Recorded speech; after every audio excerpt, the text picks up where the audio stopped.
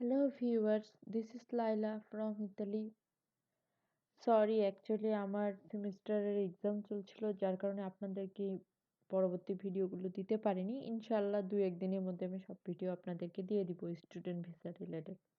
ওকে, আমার প্লেলিস্টে যে রিলেটেড ভিডিওগুলো ছিল সেগুলো হচ্ছে প্রথমে অ্যাডমিশন রিলেটেড ছিল, তারপরে কোন কোন ইউনিভার্সিটি চিপেস্ট হবে এবং কোথায় আপনি কি রিকমেন্ডেশন লেটার ইউজ করতে পারবেন, আপনার ফাইন্যান্সিয়াল স্টেটমেন্ট কেমন হলে আপনার ভিসাটা আপনি এনশিওর করতে পারবেন, সেই বিষয়গুলো নিয়ে আমি আগে আপনাদের সাথে আলোচনা করেছিলাম।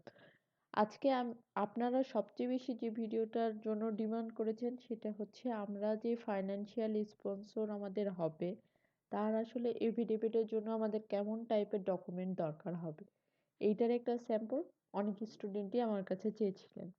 আজকে আমি আপনাদের জন্য এই স্যাম্পল নিয়ে এসেছি। ইনশাআল্লাহ এই স্যাম্পল দেখার পর এবং এই স্যাম্পল ইউজ করে আপনারা ইজিলি স্টুডেন্ট ভিসা পেতে পারবেন, কারণ এই সেম স্যাম্পল ইউজ করেই আমি স্টুডেন্ট ভিসাতে ইতালি এসেছি। সো আপনাদের যদি কোনো কোশ্চেন থাকে বা কোনো কিছু জানার থাকে বা কোনো কিছু নিয়ে আপনারা ভিডিও চান অবশ্যই কমেন্টে করবেন এবং প্লেলিস্টের লিঙ্কটাও আমি আপনাদের ডেসক্রিপশনে দিয়ে দিব, সো দ্যাট আপনারা প্রিভিয়াস ভিডিওগুলো আরামে দেখে আপনাদের কনফিউশনগুলো ক্লিয়ার করতে পারেন। তাহলে চলুন শুরু করা যায় যে আসলে আমাদের স্পন্সর এফিডেভিটের জন্য কি কি ডকুমেন্ট লাগে, কিভাবে আপনারা সেটা ফরম্যাট করতে পারেন। আর এই ফরম্যাট যদি কারো লেগে থাকে তাহলে আমাকে ইনবক্স করবেন, আমি ইনশাল্লাহ আপনাদেরকে প্রোভাইড করব। ওকে, ফার্স্টলি আপনাকে যেটা করতে হবে সেইটা হচ্ছে আপনি যেই ডিস্ট্রিক্টে যেই কোর্ট থেকে আপনার এফিডেভিটটা করাবেন আপনারা অবশ্যই এখানে সেই নামটাই ইউজ করবেন। যেমন দেখেন, আমি এখানে উপরে লিখে দিয়েছি name of your court area. এটা আমি এই জন্য লিখেছি যাতে করে আপনারা বুঝতে পারেন।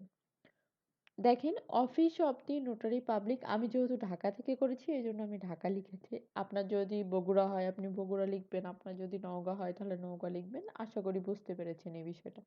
ইন ফেভার অফ আপনার যে নাম, আপনি যদি স্টুডেন্ট হয়ে থাকেন আপনার যে নাম সেই নামটা আপনাকে এখানে দিতে হবে। আয়, যেখানে যেখানে আপনার বাবা, যেহেতু আমার ক্ষেত্রে আমার স্পন্সর আমার বাবা ছিল এই জন্য আমি ফাদার নেম লিখেছি। যদি আপনার ক্ষেত্রে আপনার স্পন্সর আপনার ভাই হয় তাহলে আপনি ভাইয়ের নাম লিখবেন, যদি মা হয় তাহলে মায়ের নাম লিখবেন। এই ডকুমেন্টে যেখানে যেখানে ফাদার নাম লেখা আছে সেখানে সেখানে আপনি আপনার স্পন্সরের নামগুলো লিখতে পারবেন।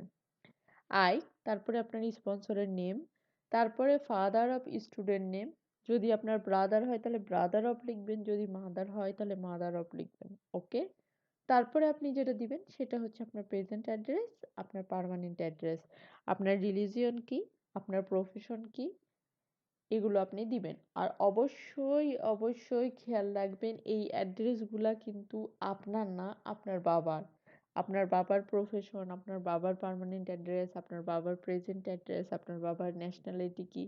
এখানে বাবা বলতে আমার যেহেতু স্পন্সর আমার বাবা তাই আমি বাবার নাম বলে আপনাদের ভিডিওটা করছি। আপনাদের যে স্পন্সর হবে তার নাম হবে এখানে। ওকে, তারপরে আপনি যেটা দিবেন পরের প্যারাতে সেটা হচ্ছে আপনি কোথাকার সিটিজেন, আপনার স্পন্সর কোথাকার সিটিজেন, এই রিলেটেড বিষয়গুলো আপনি দিবেন। আমি এখানে যেভাবে লিখেছি আপনারা যদি এই সেম ফরম্যাট সেম ভাবেই লিখে থাকেন কোনো প্রবলেম হবে না। তারপরে আসবে আপনার ব্যাংক এবং আদার ফাইন্যান্স। এখানে দেখেন ফাদার নামের জায়গায় আপনার স্পন্সর নামগুলো হবে। আমি এই অ্যামাউন্ট দেখিয়ে এখানে এসেছি তাই আমার ক্ষেত্রে এই অ্যামাউন্ট, আপনারা যে যে অ্যামাউন্ট দেখে এখানে আসবেন আপনারা সেই অ্যামাউন্ট এখানে লিখতে পারেন। এখানে অ্যাকাউন্ট নাম্বারে আপনার অ্যাকাউন্ট এবং আপনার বাবার অ্যাকাউন্টের নাম্বার লিখবেন। এবং ব্যালেন্সের ক্ষেত্রে আমি একটা কথা বলি, যত বেশি ব্যালেন্স দেখাতে পারবেন আপনার ভিসা তত বেশি যে এনশিওর হবে ব্যাপারটা এরকম না। এটা কমপ্লিটলি ডিপেন্ড করে যে আপনি কখন ভিসার জন্য অ্যাপ্লাই করছেন, কোন টাইমে ভিসার জন্য অ্যাপ্লাই করলে আপনারা এক টাইমেই ভিসা পেয়ে যাবেন। ইনশাল্লাহ এটা রিলেটেড ভিডিও আমি দিব। এই ক্ষেত্রে কিছু প্যাটার্ন আছে, সাধারণত যদি ওই টাইমগুলোতে আপনি অ্যাপ্লাই করেন আপনার ২-৩ দিনের মধ্যে ভিসা হয়ে যাবে। যদি ওই টাইম বাদ দিয়ে অন্য টাইমে দেরিতে চলে যান তাহলে সেই ক্ষেত্রে আপনার ভিসার জন্য ৫-৬ মাসও ওয়েট করা লাগতে পারে। এই ক্ষেত্রে অ্যামাউন্ট আমি এটা দেখিয়েছি, আপনারা চাইলে ১২ থেকে ১৩ লাখের মধ্যেও দেখাতে পারেন, এটা কোনো ফ্যাক্টর না। তারপরে নিচে আসেন, দেখেন এখানে source of income. Source of ইনকামের ক্ষেত্রে আপনার স্পন্সরের মান্থলি ইনকাম কত সেটা দেখাবেন। এই ক্ষেত্রে আপনার স্পন্সরের যদি কোনো প্রপার্টি থাকে সেখান থেকে যদি আপনি রেন্ট পান সেই ইনকামও দেখাতে পারেন, কোনো সমস্যা নেই। তারপরে আপনার সোর্স অফ ইনকাম যেটা আছে এটা আপনি টোটালি এখানে লিখে দিলেন। এবং লাস্টে সবচেয়ে ইম্পর্টেন্ট যেটা আছে আপনার স্পন্সরের সিগনেচার এবং আপনি যে অ্যাডভোকেটের কাছ থেকে এটা এফিডেভিট করে নিচ্ছেন তার সিগনেচার। এই দুটো সিগনেচার নিতে অবশ্যই ভুলবেন না, কারণ এই দুটো সিগনেচারে যদি কোনো প্রবলেম হয় আপনার ভিসা আটকায় যাবে। তারপরে আপনি যখন এফিডেভিট করবেন তখন ওনারা স্টাম্প দেয়, অবশ্যই এটা মাথার মধ্যে রাখবেন যে স্টাম্প যেন 2 পেজেই দেয়। কারণ অনেক উকিল কি করে যে 1 পেজে স্ট্যাম্পগুলো দেয়, যার কারণে আপনাকে আবার দ্বিতীয়বার ওটা করতে হয়, যেটা আমার ক্ষেত্রে হয়েছে। তো সেজন্য বলছি আপনারা অবশ্যই এটা চেক করে নেবেন যে 2 পেজেই যেন আলাদা আলাদাভাবে স্ট্যাম্প দেয়, তাছাড়া কিন্তু ভিসা অফিস ওটাই রিজেক্ট করে দিবে। আশা করি আজকের ভিডিওটা আপনাদের জন্য হেল্পফুল হয়েছে। নেক্সটে আমি আপনাদের এই রিলেটেড ভিডিও দিব যে কোন টাইমে আপনি ভিসা অ্যাপ্লাই করলে আপনার 2-3 দিনের মধ্যে ভিসা হয়ে যাইতে পারে, আপনাদের কি কি ডকুমেন্ট দরকার হবে। টিল দেন, আল্লাহ হাফেজ।